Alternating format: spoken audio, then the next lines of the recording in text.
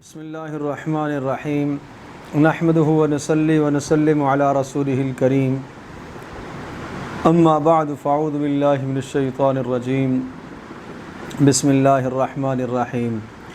واعلموا انما غنمتم من شیء فان للہ خمسه وللرسول ولذی القربى والیتامى والمساکین وابن السبیل ان کنتم آمنتم باللہ وما انزلنا علی عبدنا یوم الفرقان یوم التقى الجمعان واللہ علی کل شیء قدیر صدق اللہ مولانا العظیم۔ 10ویں سپارے کے شروع میں سورۃ الانفال کا کچھ حصہ ہے، اور سورۃ الانفال میں عرض کیا تھا کہ 2 مضامین بڑی اہمیت کے حامل ہیں۔ ایک تو مال غنیمت کے مصارف کو بیان کیا گیا، اور دوسرا اسلامی لشکر کے آداب کو بیان کیا گیا، اور ضمن میں جہاد کے وہ اسباب کہ کن اسباب کی بنیاد پر اور کن اسباب کی وجہ سے جہاد کو مشروع کیا گیا ہے۔ تو چنانچہ سورہ انفال کے آغاز میں کہا تھا کہ انفال مال غنیمت وہ اللہ اور اس کے رسول کے فیصلے کے مطابق ہے۔ وَاعْلَمُوا أَنَّمَا غَنِمْتُم مِّن شَيْءٍ، اب یہاں اللہ اور اس کے رسول کا فیصلہ کیا ہے اس فیصلے سے مطلع کیا گیا کہ مال غنیمت کے جو مصارف ہیں اس میں سے 5واں حصہ اللہ اور اس کے رسول کا، اور وہ کہاں خرچ ہوگا؟ رسول اکرم صلی اللہ تعالی علیہ وسلم وہ اپنے قرابت داروں پر، یتیموں پر، مساکین پر اور مسافروں پر خرچ کریں گے، اور رسول پاک صلی اللہ علیہ وسلم کے جانے کے بعد وہ بیت المال کا حصہ ہے، اور ان کے مصارف سادات ہیں اور یتیم اور مساکین اور مسافر ہیں، اور باقی جو مال غنیمت کے 4 حصے ہوتے ہیں وہ غانمین میں تقسیم کیے جاتے ہیں، یعنی اس جنگ میں جو شرکاء مسلمان ہوتے ہیں، جو مجاہدین ہوتے ہیں، ان کے درمیان میں وہ تقسیم کر دیے جاتے ہیں۔ وہ اس طرح سے تقسیم ہوتے ہیں کہ جو سوار ہوتا ہے اسے 2 حصے دیے جاتے ہیں، اور جو پیدل ہوتا ہے اسے 1 حصہ دیا جاتا ہے، یا اسی طرح سے کسی اور حکمت عملی کے ساتھ اگر امیر تقسیم کرتا ہے۔ اس کے بعد جنگ بدر کے کچھ احوال اور نصرت خداوندی کے مناظر بیان ہوئے کہ اللہ پاک نے جنگ بدر میں کس طرح سے نہتے مسلمانوں کی مدد فرمائی، کہ تعداد میں بھی قلیل تھے، اسباب میں بھی قلیل تھے، لیکن ایمان میں راسخ تھے۔ ایمان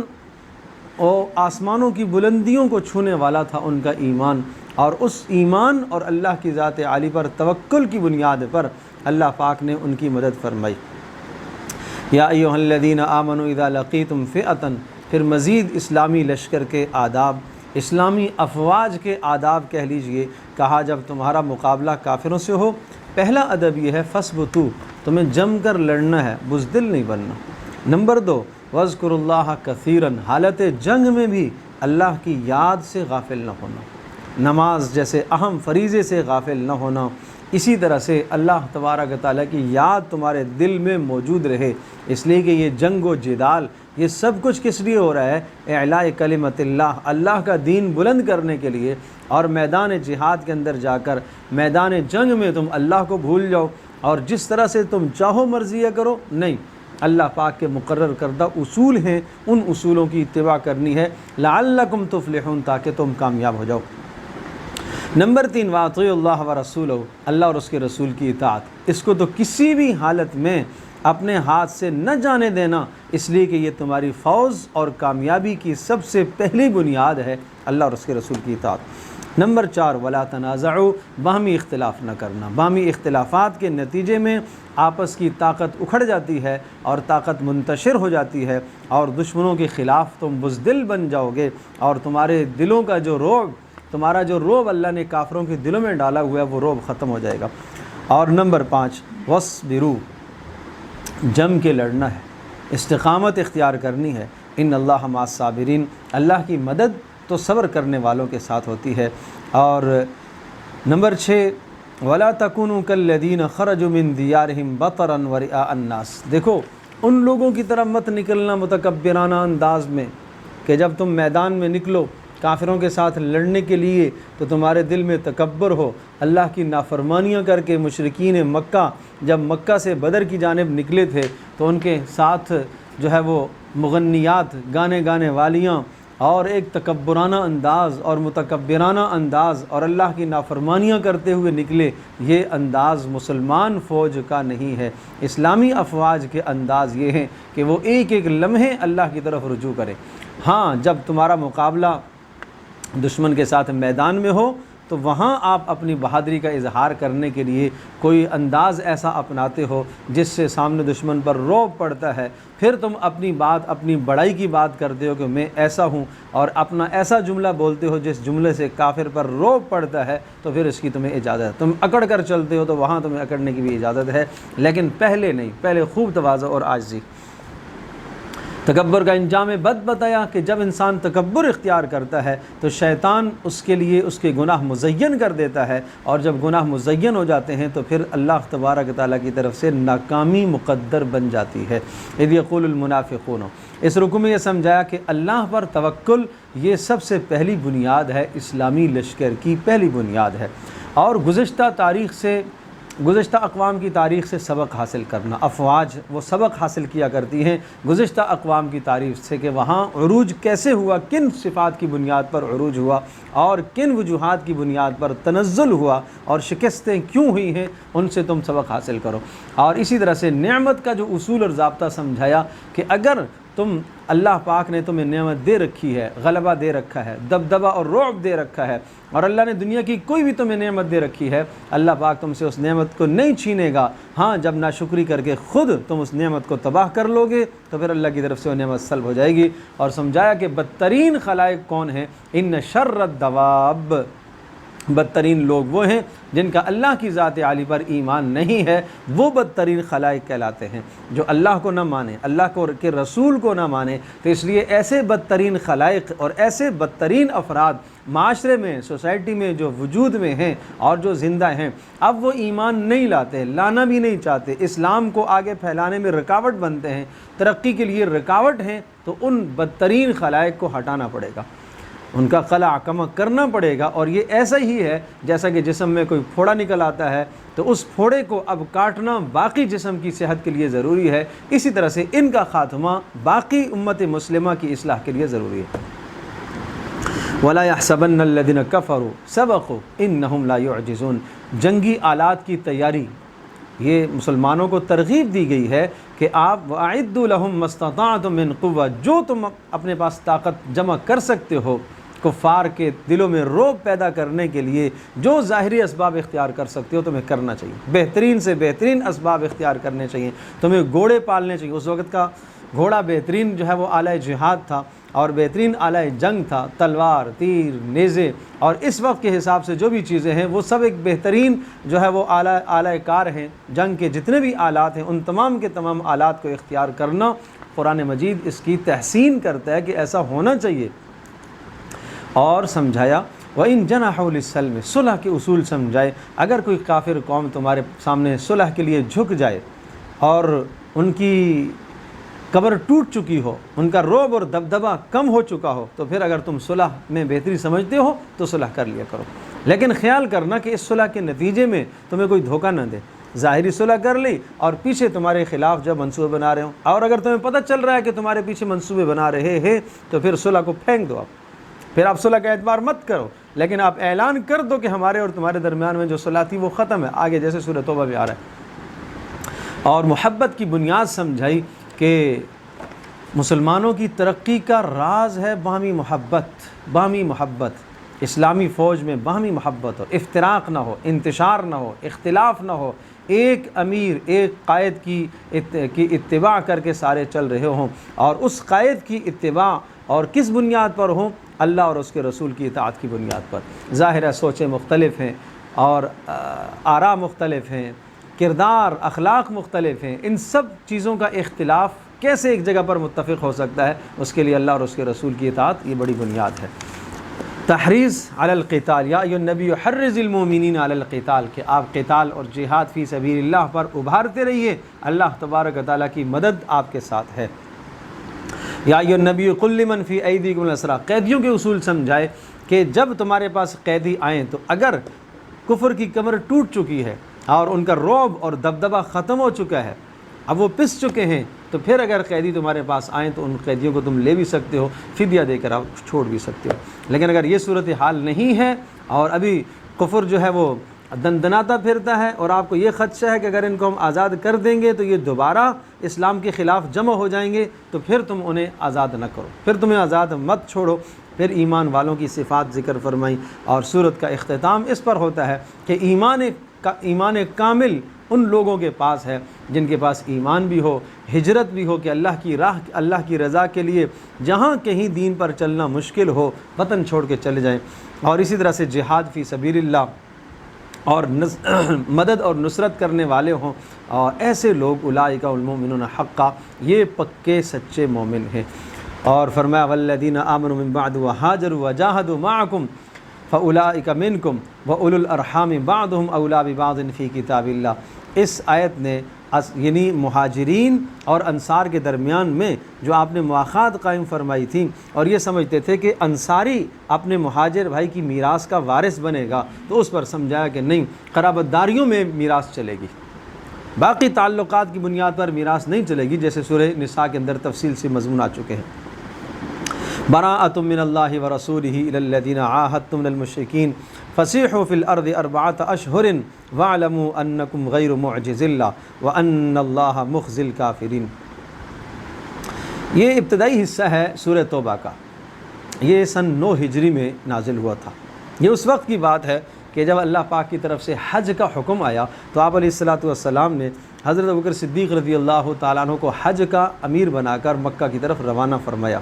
پیچھے یہ آیات نازل ہوئی تو آپ علیہ السلام نے پھر حضرت علی رضی اللہ تعالیٰ عنہ کو یہ آیات دی اور یہ پیغامات دے کر انہیں بھیجا، اور ان سے کہا کہ امیر تو ابوبکر صدیق ہی رہیں گے، آپ کا کام ہے یہ اعلانات کرنا۔ اور یہ اعلانات حضرت علی کے سپرد اس لیے کیے گئے کہ وہاں رواج تھا کہ کسی شخص کی جانب سے جو اعلان ہوتا تھا تو اس کا جو نسبی قرابت دار ہوتا تھا تو وہ اعلان کیا کرتا تھا، تو اس لیے حضرت علی رضی اللہ تعالیٰ عنہ کو آپ نے مقرر فرمایا کہ آپ نے اعلان کرنا ہے۔ کیا اعلان تھے؟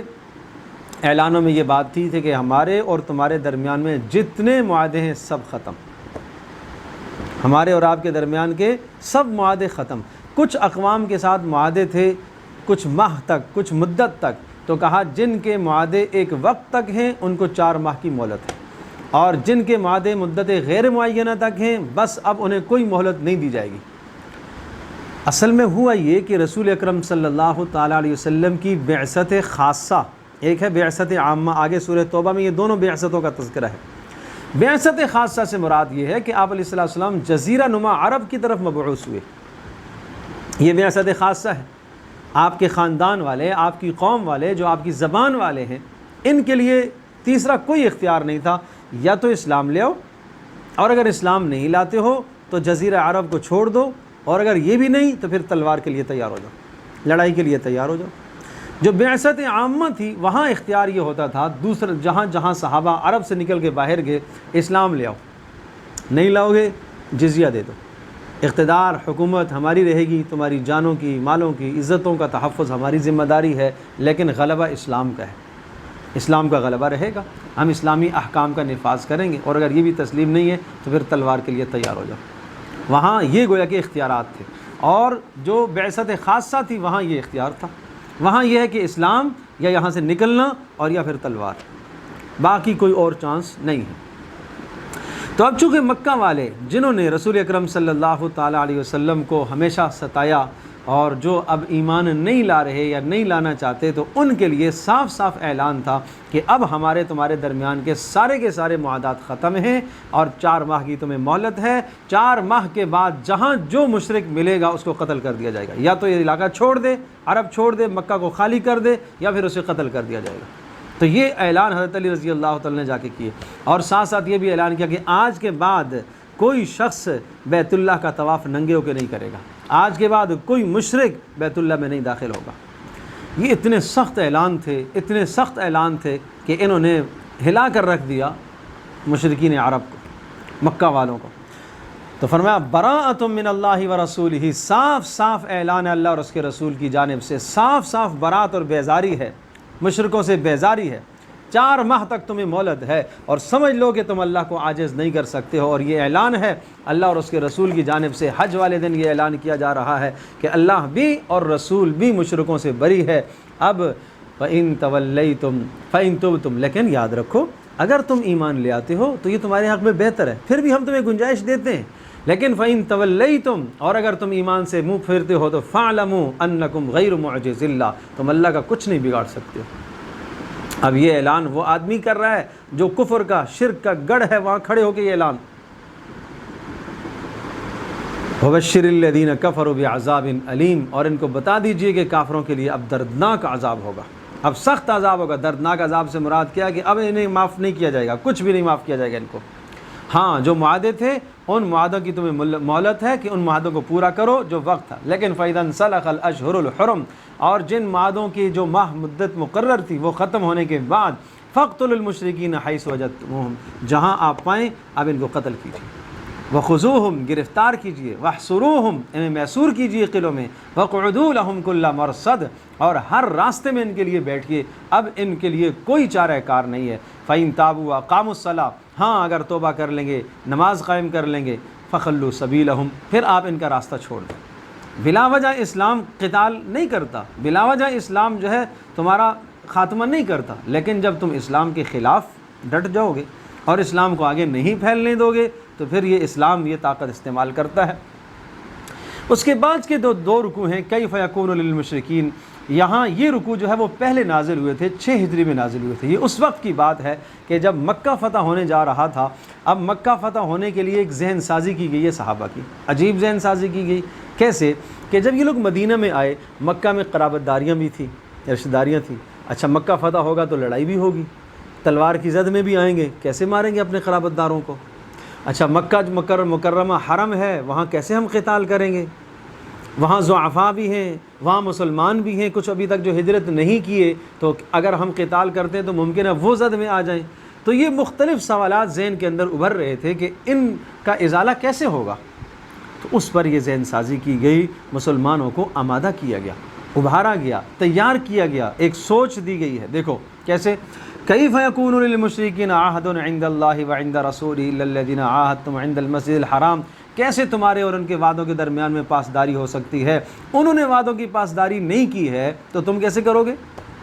اگر وہ وعدوں کی پاسداری کرتے ہیں تو آپ بھی کرو۔ کیف یکون، کیف وان یظہروا علیکم لا یرقبوا فیکم الا ولا ذمہ،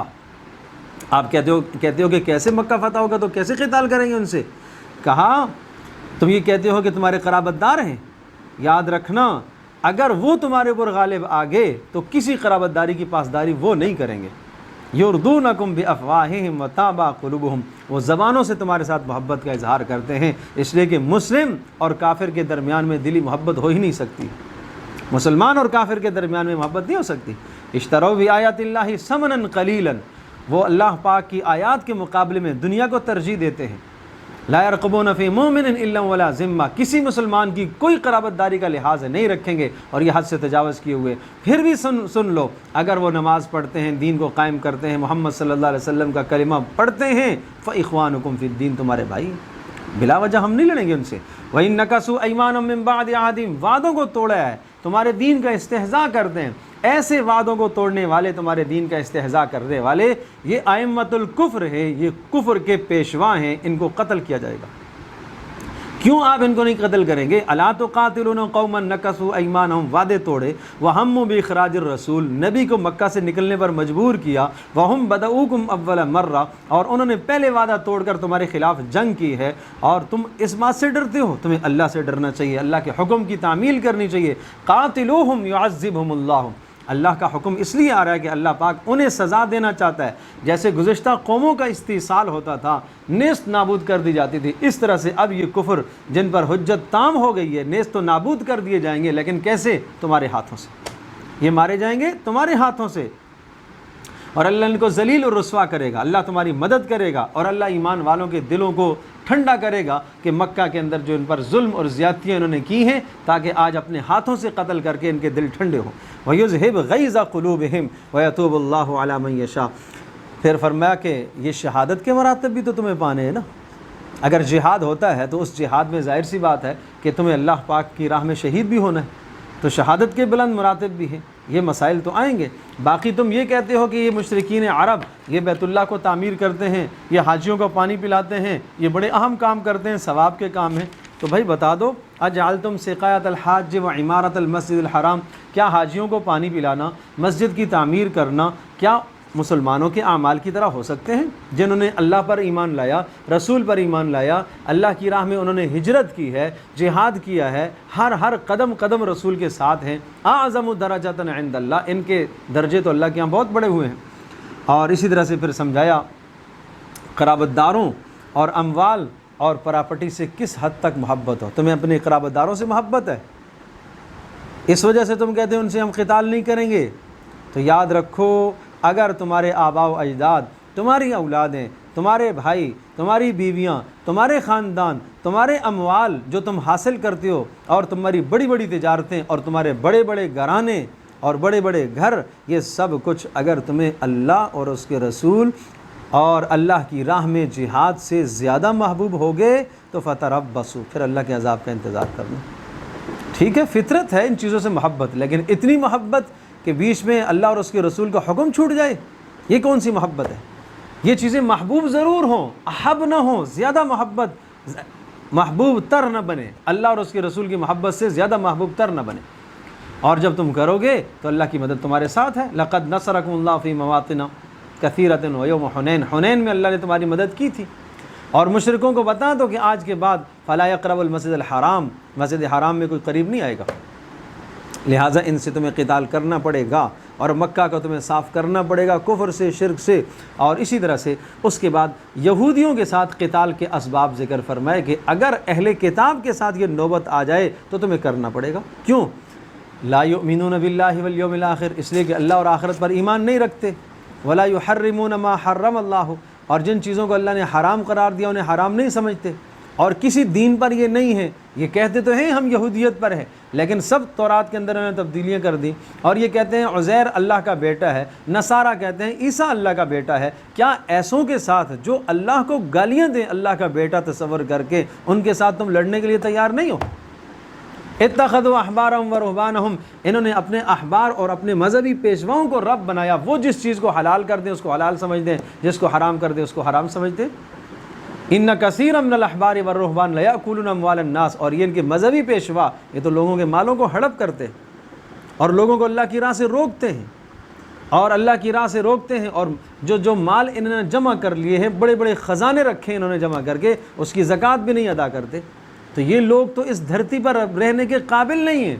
یہ گندے بدترین جراثیم ہیں جس سے پوری امت مسلمہ کو نقصان پہنچے گا، ان کا خاتمہ ہی اب بہتر ہے۔ یا ایھا الذین آمنوا ما لکم اذا قیل لکم انفروا فی سبیل اللہ ثاقلتم الی الارض۔ اب یہ سورہ توبہ کا دوسرا حصہ یہاں سے شروع ہو رہا ہے، اس کا تعلق ہے سارا کا سارا بعثت عمومی کے ساتھ ہے۔ بعثت عمومی کیا کہتے ہیں کس کو؟ حضرت صلی اللہ تعالی علیہ وسلم تو مبعوث ہوئے، یعنی پوری انسانیت کے لیے، قیامت تک آنے والے انسانوں کے لیے مبعوث ہوئے، لیکن آپ علیہ الصلوۃ والسلام کی محنت کا کچھ وقت جزیرہ نما عرب کے اندر لگا۔ پہلا حصہ جو محنت کا آپ کا سارا ساری صلاحیتیں، ساری کوششیں وہاں ہوتی رہیں، اور جب صلح حدیبیہ ہوئی تو پھر آپ علیہ الصلوۃ والسلام نے بعثت عمومی، باہر آپ نے خطوط بادشاہوں کو لکھے، اور باہر جب آپ نے خطوط لکھے تو ملک شام کے ذیل میں کچھ ریاستیں تھیں، جو ہرقل جو روم کا بادشاہ تھا، سلطنت روما جہاں تھی، تو وہاں کے زیر اثر یہ کچھ لوگ رہتے تھے۔ تو حضرت خالد بن ولید رضی اللہ تعالی عنہ بھی اسی جنگ میں امیر بنے تھے، اور رسول پاک صلی اللہ علیہ وسلم نے 3 اصحاب کو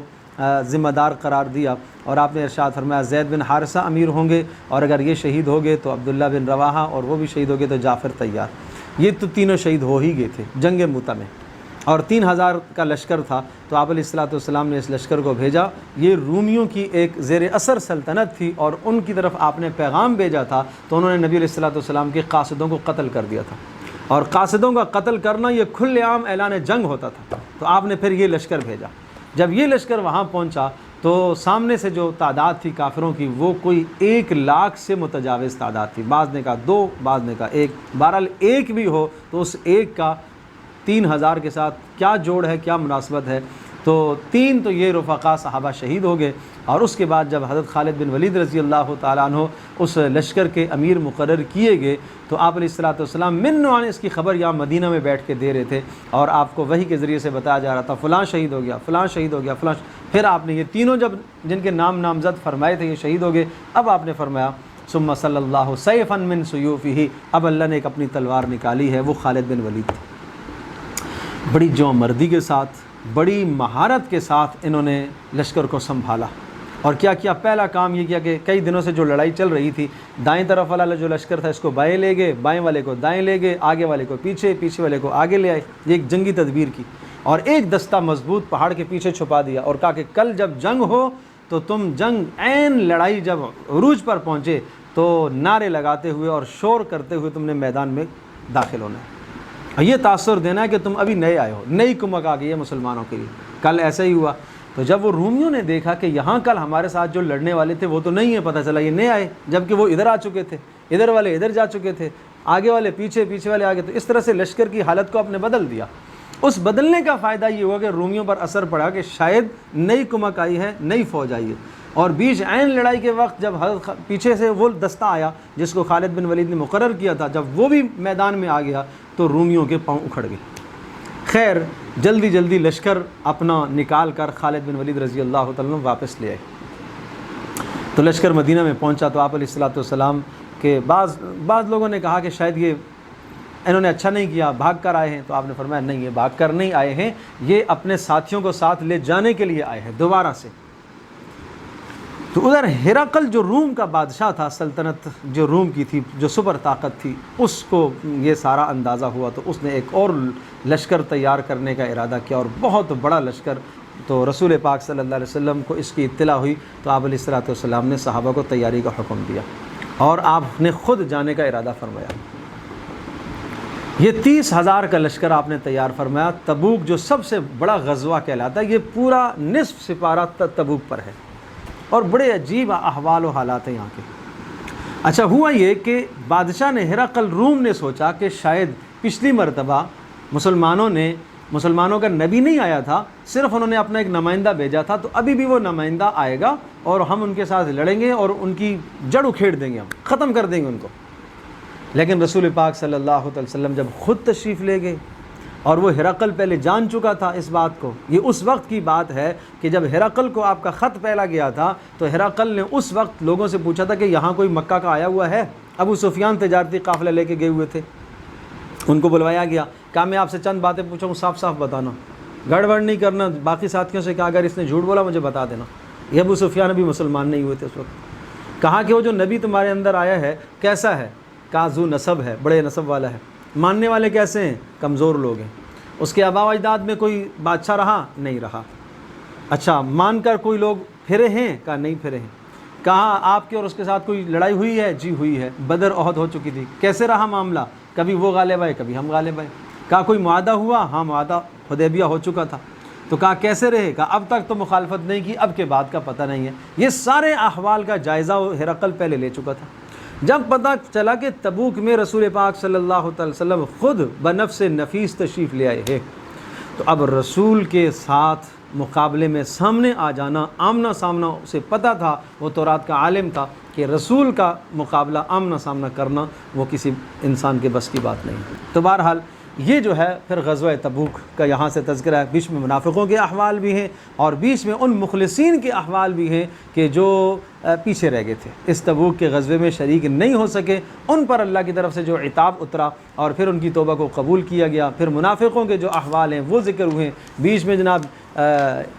اسی طرح سے مال غنیمت اور زکوٰۃ کے مصارف کو بیان کیا گیا، منافقوں کی کیا کیا سازشیں تھیں، مسلمانوں کی تکلیف پر خوش ہونا، مسلمانوں کے خلاف جاسوسیاں کرنا، اور اسی طرح سے مسلمانوں کا استہزاء کرنا، اور اسی طرح سے مسلمانوں پر مصیبت آئے، پریشانی آئے تو خوش ہونا، اور ایک دوسرے کے ساتھ تعاون کرنا، نفاق اور گناہوں کا حکم دینا، نیکیوں سے روکنا، مقابلے میں ایمان والوں کی صفات بتائیں، ایمان والوں کی دوستی کا معیار، والمؤمنون والمؤمنات بعضهم اولیاء بعض یامرون بالمعروف، نیکی کا حکم کرنا، یہ مسلمانوں کا طریقہ ہے، گناہوں سے روکنا، نماز کو قائم کرنا، زکوٰۃ کو ادا کرنا، اللہ اور اس کے رسول کی اطاعت کرنا، یہ دوستی کا معیار ہے۔ اور اسی طرح سے پھر منافقوں کی اقسام اور ساتھ ساتھ متخلفین کی اقسام کے جو غزوہ تبوک میں پیچھے رہ گئے، جان بوجھ کر جو پیچھے رہے، ان کی سزا کیا ہوتی ہے کہ اگر یہ مر جائیں قصدن متعمدن نفاق کی وجہ سے جو پیچھے رہے، ولا تصلی علی احد منهم مات، ان کی اگر مر جائیں تو آپ نے ان کی قبر پر بھی نہیں جانا، آپ نے نماز جنازہ بھی ان کی نہیں پڑھنی،